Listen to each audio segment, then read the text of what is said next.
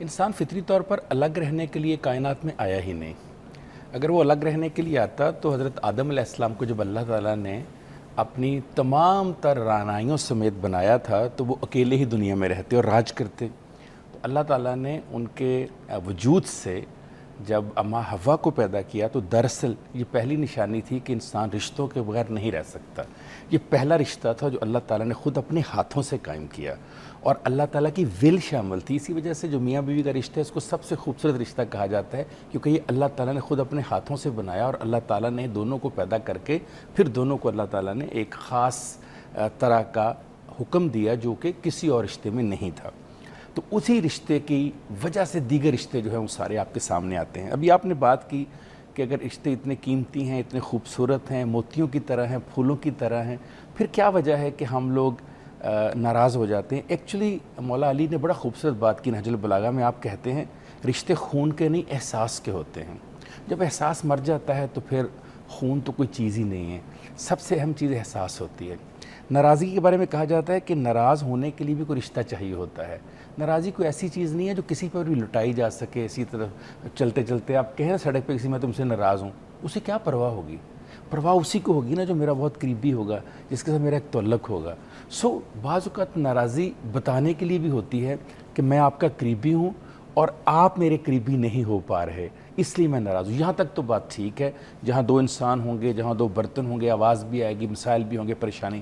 مگر جب بات اس سے آگے بڑھتی ہے، جیسے آپ نے کہا کہ وہ رشتوں تک پہنچ جاتی ہے، پھر رشتے ٹوٹنا شروع ہو جاتے ہیں، پھر ہم ایک دوسرے سے دور ہونا شروع ہو جاتے ہیں، تو مجھے بابا جی اشفاق احمد صاحب یاد آ گئے. بڑی خوبصورت بات انہوں نے کی. ایک دفعہ گھر بیٹھے ہوئے تھے، مجھے کہنے لگے کہ بیٹے کسی دن ہم اپنے قریب ترین لوگوں کو یہ سوچ کر کھو دیں گے اگر وہ مجھے یاد نہیں کرتا میں اسے یاد کیوں کروں.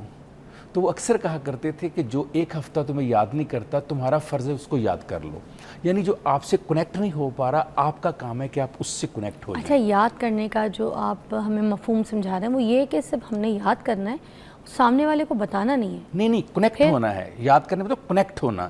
یعنی اس زمانے میں تو جب کہ میں بات کروں اس وقت تو یہ سوشل میڈیا نہیں ہوتا تھا نہ ہی موبائلز تھے. اس وقت تو یا ہم جاتے تھے یا ہم ٹیلی فون کی کال کیا کرتے تھے یا ہم خط لکھا کرتے تھے. تو کنیکشن رہنا چاہیے کہ وہ یاد رہے گا میرا کوئی رشتہ بھی ہے، میرا کوئی جاننے والا بھی ہے، میرا کوئی چاہنے والا بھی ہے، مجھ سے کوئی پیار کرنے والا بھی ہے اور میں کسی کے لیے بھی موجود ہوں. ہم رشتہ داروں کے ساتھ تحفے طوائف کا بھی سلسلہ نہیں جوڑتے کہ جیسے کبھی ہوتا ہے نا کہ کبھی کوئی تحفہ لے گئے کوئی تو وہ بعد میں ہم یہ نہ رکھتے کہ یہ آئے تھے تو خالی ہاتھ آئے تھے، انہوں نے تو کوئی تحفہ یا کچھ نہیں لے کر آئے تھے، نہ مٹھائی، نہ کوئی کیک، نہ کوئی بسکٹ، نہ کچھ، تو پھر ہم کیوں ان کے لیے دوبارہ لے کے جائیں. یہ باتیں بھی دل میں رکھ لیتے ہیں. صحیح کہہ رہی ہیں آپ. اصل میں یہاں جو آپ نے بات کی یہاں رشتوں کے اندر بزنس آ گیا. دیکھیے جب آپ کچھ دے رہے ہوتے ہیں تو آپ یہ توقع رکھ کے نہیں دے رہے ہوتے کہ آپ کو اس کے ریٹرن میں بھی کچھ آئے گا. یہ بڑی عجیب و غریب بات ہے کہ آپ یہ سوچ کر کسی کے گھر کچھ لے کر جائیں. ابھی آپ نے کہا تحفے تحائف. جانتی ہے دنیا کا سب سے خوبصورت تحفہ کون سا ہے دنیا میں؟ کون سا؟ وقت آپ کا. میرا وقت میرے لیے سب سے قیمتی ہے. اس وقت آپ کو مجھے احساس نہیں وقت کا کیونکہ آپ اور میں سانس لے رہے ہیں. میرے ساتھ چلیے کسی مرتے ہوئے سے پوچھئے کہ ایک لمحے سانس کی قیمت کیا ہے تمہارے لیے.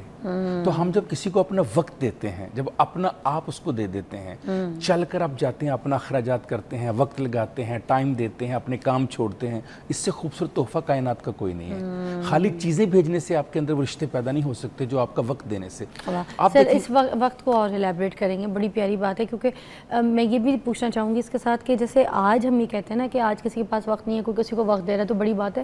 مجھے لگتا ہے بہت پہلے بھی لوگ یہی بات کرتے ہوں گے کہ آج کے دور میں وقت کسی کے پاس نہیں ہے نا. تو ہم یہ چھوٹی سی بریک کے بعد اس کو اور ایلیبریٹ کریں گے، کالز بھی شامل کریں گے.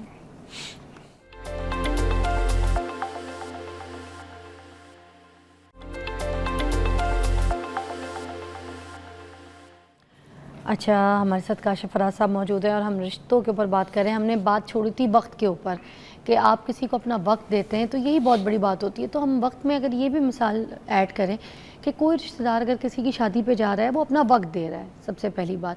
اب اگر اس نے اپنا وقت دیا، وہ آیا، ٹھیک ہے، اس نے شادی اٹینڈ کی، سب کچھ رشتہ دار بلا کے جو ہے منہ نہیں لگاتے کچھ رشتہ داروں کو، ٹھیک ہے، عزت نہیں بخشتے. کچھ ایسے جلاپے ہوتے ہیں دوسرے رشتہ داروں کو کہیں گے آپ بیٹھ جائیں کھانا کھا لیں, آپ کو نان گرم مل گئی ہے, آپ کو بوتل ٹھنڈی مل گئی ہے, سب کچھ 2-2 3-3 بار, وہی جیسے رشتہ دار برابر میں بیٹھے ہوں گے. مگر بیکاز آف سم حیثیت کہ ان کے پاس اتنی شاید مال و دولت نہیں ہے, صاحب حیثیت, ان کو ویسی عزت نہیں بخشیں گے. تو کچھ ہم بھی تو تھوڑا فرق رکھتے ہیں نا. جی بالکل ٹھیک بات ہے آپ کی.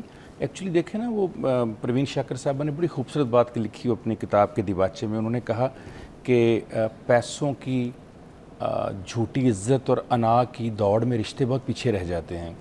ہم جب رشتوں کو اس طرح سے وزن کرنا شروع کر دیتے ہیں کہ کس کے پاس کتنی گاڑیاں ہیں, کتنا گھر ہے, کتنا اس کا سٹیٹس ہے, تو اس وقت رشتوں کا جو تقدس ہے وہ اپنے ہاتھوں سے خراب کر دیتے ہیں. ابھی آپ نے جیسے بات کی کہ اپنا وقت دے کر کو اگر آ رہا ہے یا آپ نے خود کسی کو بلایا ہے تو آپ اسے عزت بھی نہیں دے سکتے. اب عزت کون دے گا؟ دیکھیے بڑی آسان سی بات ہے, عزت وہ دے گا جس کے پاس عزت ہوگی.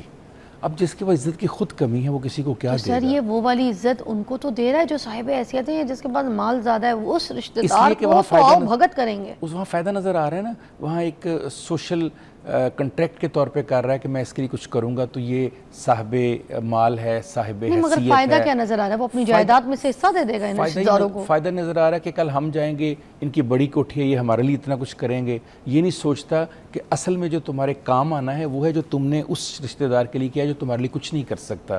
جو تمہارے لیے کچھ کر سکتا ہے اس کے لیے تمہیں کچھ کرنے کی ضرورت نہیں ہے, اس کو اللہ نے ویسے ہی بہت دیا ہوا ہے. اب یہ جو رشتہ دار ہے جو صاحب حیثیت نہیں, اس کی بیٹی زیادہ دیندار ہے, زیادہ پیاری ہے, زیادہ سگھڑ ہے, اور ایک رشتہ دار ایسا ہے جو صاحب حیثیت تو بہت زیادہ ہے, جس کے پاس مال ہے مگر اس کے بچوں میں وہ تربیت نہیں ہے, وہ تہذیب نہیں ہے, وہ رکھ رکھاؤ نہیں ہے, وہ ادب نہیں ہے بڑوں کا.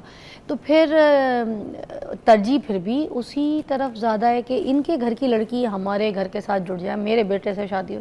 اور جن کے پاس بیٹی ہے مگر حیثیت اتنی نہیں ہے تو اس لڑکی کو دیکھیں گے بھی نہیں صحیح سے. جی آپ کی بات ٹھیک ہے. وہ ایک پرانی حکایت ہے نا کہ کسی باپ نے ایک قیمتی ہیرا جو تھا وہ اپنے بیٹے کو دے کر کہا کہ بیٹا اس کو جو ہے نا تم بڑھئی کے پاس فروخت کر کے آؤ.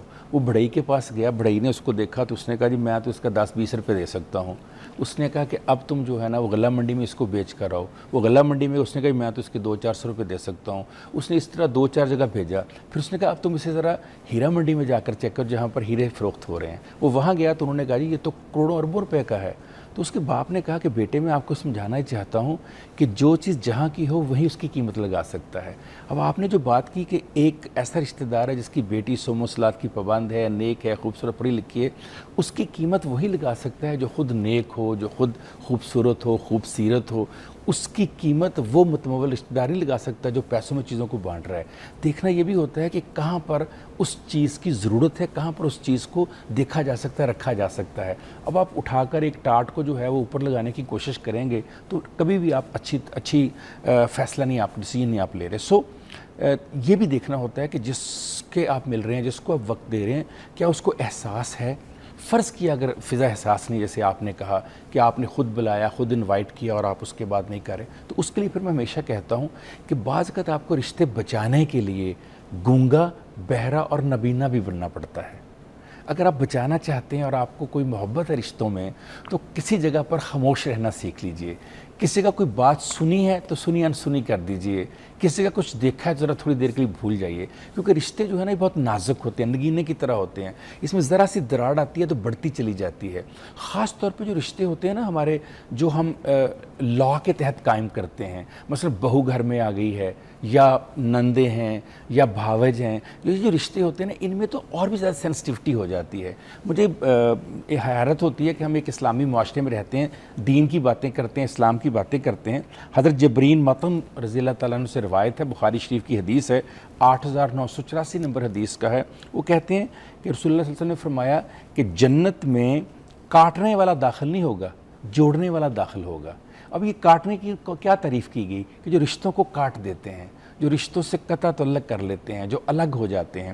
3 اس کی یاد رکھیے گا صورتیں ہوتی ہیں. ایک ہوتا ہے قطع رحم, ایک ہوتا ہے مکافات, ایک ہوتا ہے صلہ رحم.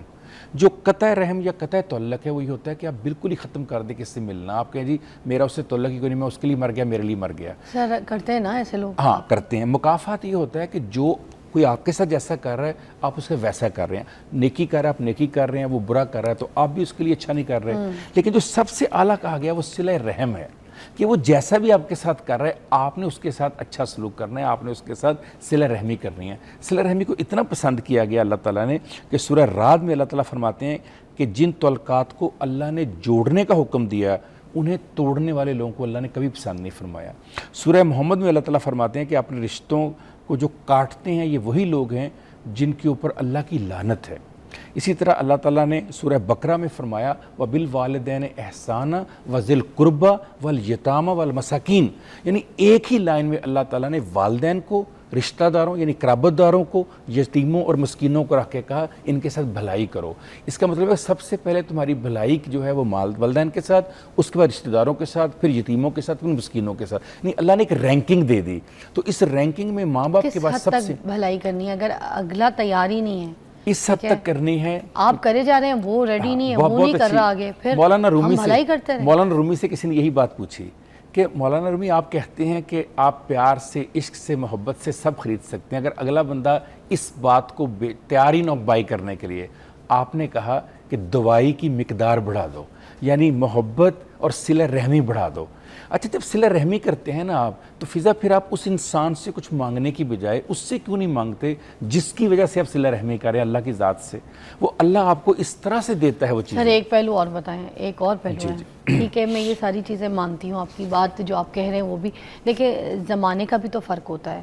پہلے کے زمانے کچھ اور تھے, ہمارے نبی پاک کا دور کچھ اور تھا, اس کے بعد جو اور سلسلہ چلتا آیا, جو ہمیں سمجھایا گیا ہے, جو نبی پاک کی امت سے, سیرت سے جو ہم نے سیکھا, جس طرح کے صلہ رحمی اور رشتہ داروں سے, لوگوں سے, احبابوں سے, بھائی بہنوں کے ساتھ کیسا سلوک, یہ سب کچھ ہم نے سیکھا. مگر کرتے کرتے کرتے کرتے دور بدلتا گیا بدلتا گیا بدلتا گیا, آج ہم اس صدی پہ بیٹھیں کہ یہ ساری چیزیں جو ہم سیکھے, سن کے, سمجھ کے بیٹھے ہیں, اس کے باوجود بھی ہم اس پہ عمل نہیں کر رہے. اب کچھ ایسے رشتہ دار ہوتے ہیں بڑے منگو ہوتے ہیں, ہوتا ان کے پاس سب کچھ ہے, کھانے پینے کو, گھر رکھنے کو, سب کچھ, بینک بیلنس, سارا کچھ, مگر عادت ہے مانگنے کی.